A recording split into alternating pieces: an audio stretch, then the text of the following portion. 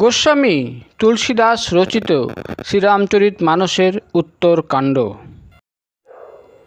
শ্রী কাকভূষণ্ডীর প্রেমময় বৃত্তান্ত শ্রবণ করে শ্রী পক্ষীরাজ শ্রী গরুর হর্ষোৎফুল্ল হলেন।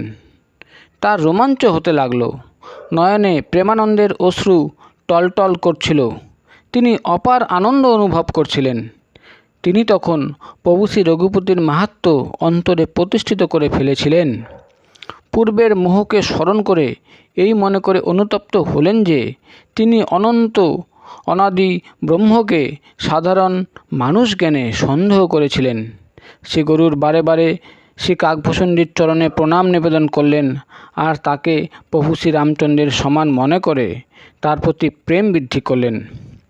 গুরু ছাড়া কেউ ভবসাগর অতিক্রম করতে পারে না। সে স্বয়ং শ্রী ব্রহ্মা আর শ্রী শঙ্কর সম হলেও। শ্রী গরুর বললেন, হেটা তো আমাকে সন্দেহ সর্প দংশন করেছিল, আর তার ফলে কূটতর্করূপ দুঃখের তরঙ্গমালা আমায় নাস্তানুবুদ করেছিল। আপনার মতন ওঝা দ্বারা ভক্তদের সুখ প্রদানকারী শ্রী রঘুনাথ আমাকে রক্ষা করেছেন। আপনার কৃপায় আমার মোহ নাশ হয়ে গিয়েছে, আর আমি প্রভু শ্রী রামচন্দ্রের অনুপম রহস্য জানতে পেরেছি।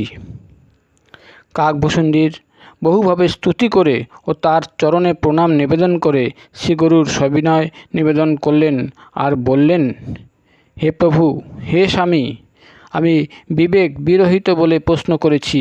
হে কৃপাসাগর, আপনি আমাকে আপনার সেবক মনে করে তা যদি বলেন।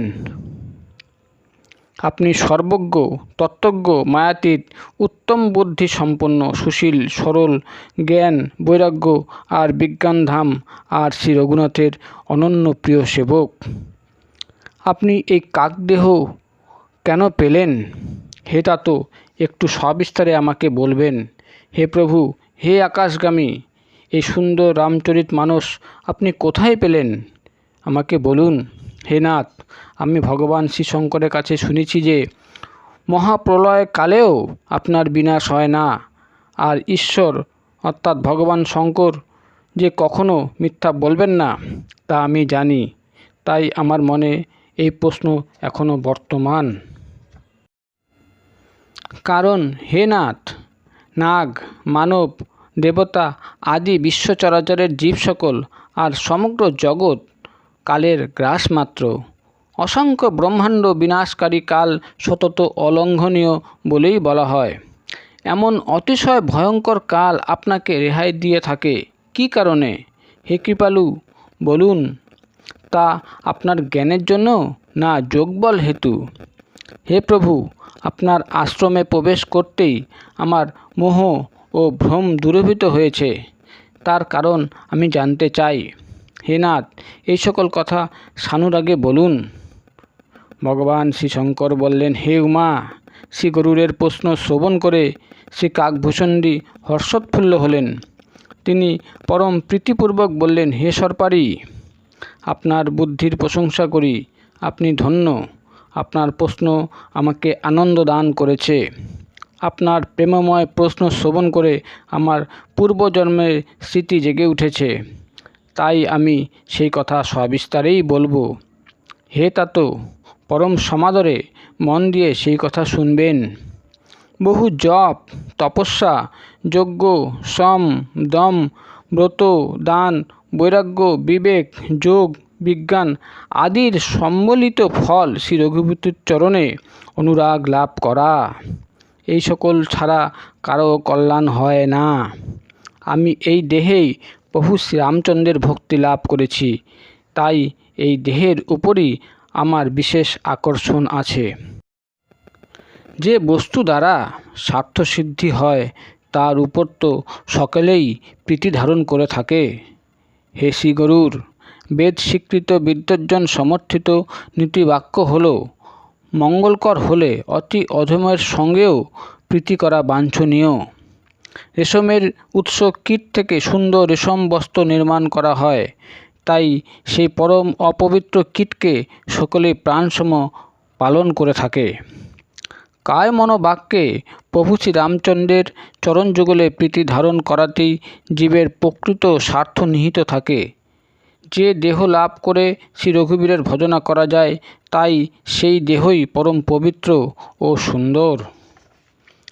যে রাম বিমুখ, সে যদি ভগবান ব্রহ্মাসম দেহ লাভ করে থাকে, তবুও কবি ও পণ্ডিতগণ তার প্রশংসা করেন না। এই দেহেই আমার চিত্তে রাম ভক্তি জেগেছিল, তাই হে স্বামী, এ কাক শরীর আমার পরম প্রিয়।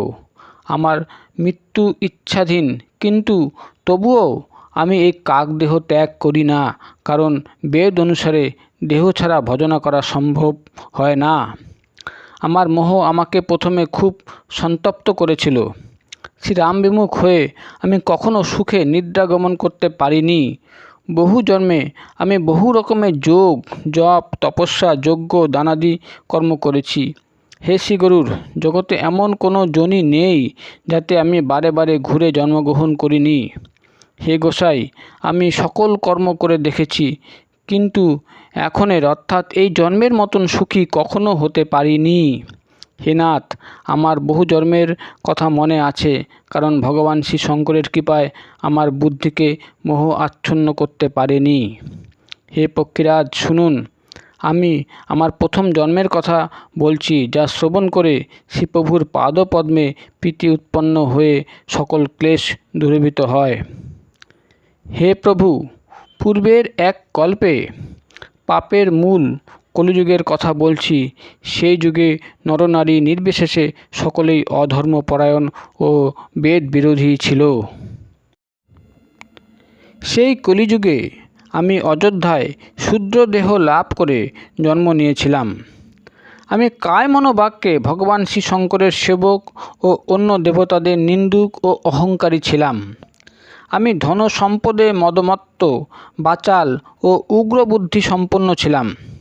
আমার চিত্তে অতিশয় দম্ভ ছিল।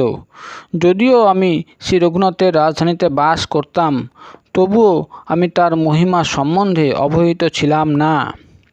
এখন আমি অযোধ্যার মাহাত্ম্য জানি। বেদ, শাস্ত্র ও পুরাণে বলা আছে যে, যে কোনো জন্মে অযোধ্যায় জন্মগ্রহণ করলে অবশ্যই শ্রীরামচন্দ্রের কৃপা লাভ হয়। অযোধ্যার মাহাত্ম্য তখনই জানতে পারা যায় যখন ধনুর্বাণ ধারণকারী প্রভু শ্রীরামচন্দ্র তার চিত্তে অধিষ্ঠিত হন। হে শ্রী গরুর, সেই কলিকাল ছিল অতিশয় ভয়ঙ্কর। নরনারী নির্বিশেষে সকলেই তখন পাপাসক্ত হয়ে পড়েছিল। কলিযুগের পাপ সকল ধর্মকে গ্রাস করে নিয়েছিল। সদ্গ্রন্থ সকল লুপ্ত হয়ে গিয়েছিল। দাম্ভিক ব্যক্তিগণ নিজ বুদ্ধি অনুসারে বহু পথ ও মতবাদকে প্রচার করেছিল। সকলেই তখন মোহগ্রস্ত হয়ে পড়েছিল। লোভ শুভকর্ম সকলকে গ্রাস করেছিল। হে জ্ঞাননিধি, হে শ্রীহরির বাহন, শুনুন, আমি এইবার কলির কিছু যুগ ধর্মের কথা বলছি। কলিযুগে না থাকে বর্ণাশ্রমজনিত ধর্ম, না থাকে আশ্রম চতুষ্টয়। তখন নরনারী নির্বিশেষে সকলেই বেদের বিরোধিতায় লিপ্ত হয়। ব্রাহ্মণ বেদবিদ্যা বিক্রেতা আর রাজা প্রজার শোষণকারী হয়ে যায় আর বেদের বিধানকে অমান্য করতে শুরু করে। নিজের ইচ্ছাই পথ হয়ে দাঁড়ায়। যে গলাবাজি করে তাকেই কলিযুগে পণ্ডিত বলা হয়। মিথ্যাচারী ও দাম্ভিক সন্ত বলে পরিচিতি পায়। যে অসৎ পথে অপরের ধনসম্পদ হরণ করে তাকেই কলিযুগে বুদ্ধিমান বলা হয়। যে দাম্ভিক তাকেই সদাচারী বলা হয়। যে মিথ্যা কথা বলে আর হাস্য কৌতুকে নিপুণ হয় তাকেই কলিযুগে গুণী বলা হয়। যে অধর্মপরায়ণ ও বেদমার্গ ত্যাগী তাকেই কলিযুগে জ্ঞানী ও বৈরাগ্যবান বলা হয়। যার বিশাল নখ ও বিশাল জটাজুট তাকেই কলিযুগে প্রসিদ্ধ তপস্বী বলা হয়। যারা অশুভ বেশবাস আর অশুভ আভরণ ধারণ করে আর ভক্ষ অভক্ষ সব কিছু গ্রহণ করে, কলিযুগে তাদেরই যোগী, সিদ্ধ ও পূজ্য বলা হয়। যারা অপরের অপকার করে বেড়ায়, কলিযুগে তাদেরই সুখ্যাতি করা হয় আর তাদের সম্মান প্রদর্শনও করা হয়। যারা কায় মনোবাক্যে মিথ্যাবাদী, তাদেরই কলিযুগে বক্তা বলা হয়। হে গোসাই, কলিযুগে পুরুষ নারীর বশীভূত হয় আর তাদের বানরসম নৃত্য করতে দেখা যায়। তখন শূদ্র ব্রাহ্মণদের জ্ঞান উপদেশ দান করে থাকে আর তারা উপবীতধারী হয়ে কুৎসিত দানও গ্রহণ করে থাকে। কলিযুগের পুরুষ সকল কামাসক্ত, লোভী ও ক্রোধী হয়ে থাকে। তারা দেবতা, ব্রাহ্মণ, বেদ ও সন্তদের বিরোধী হয়। দুষ্ট স্ত্রীগণ গুণধাম সুন্দর পতি দেবতাকে ত্যাগ করে পরপুরুষে আসক্ত হয়। এও স্ত্রীগণের দেহে অলঙ্কারে দেখা যায় না। আর বিধবাদের নিত্য নতুনভাবে সুসজ্জিত হতে দেখা যায়। শিষ্য ও গুরুর মধ্যে বধির ও অন্ধের সম্বন্ধ দেখা যায়। শিষ্য গুরুর উপদেশ গ্রহণ করে না আর গুরু জ্ঞান দৃষ্টিবিহীন অন্ধ হয়ে থাকে। যে গুরু শিষ্যের ধনসম্পদ হরণ করে কিন্তু শোক হরণ করে না, সে ঘোর নরকে স্থান পায়। জনক জননী কলিযুগের সন্তানকে উদরপূর্তির ধর্মে শিক্ষা দান করে থাকে। কলিযুগে নরনারী নির্বিশেষে সকলেই ব্রহ্মজ্ঞানীর মতো কথাবার্তা বলে, কিন্তু তারা লোভের বশে ব্রাহ্মণ ও গুরুরও মৃত্যুর কারণ হতে দ্বিধাবোধ করে না।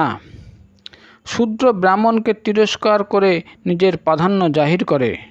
ব্রহ্ম জানলে তবে শ্রেষ্ঠ ব্রাহ্মণ হওয়া যায়, এইরূপ বলে সে ব্রাহ্মণকে রক্তচক্ষু দেখায়। কলিযুগে পরস্ত্রীতে আসক্ত, ছল চাতুরিতে দক্ষ আর মোহ, দোহ ও মমত্বে নিত্যযুক্ত ব্যক্তিগণই অদ্বৈত জ্ঞানী বলে পরিচিত হয়। আমি নিজে কলিযুগের এই বিচিত্র চরিত্র দেখেছি।